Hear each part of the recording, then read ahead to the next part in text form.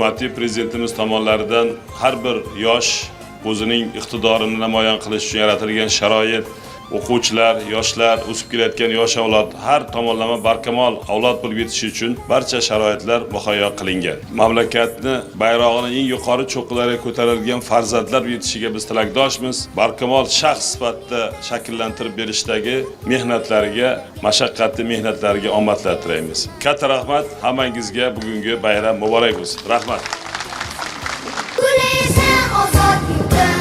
Onajonim O'zbekiston, hech kimga bermaydi seni.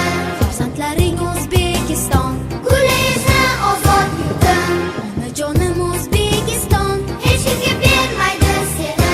Farzandlaring O'zbekiston, iymonimiz butun vatan. Ishonaver onajonim, xizmatingga doim tayyor. Farzandlaring O'zbekiston, O'zbekiston.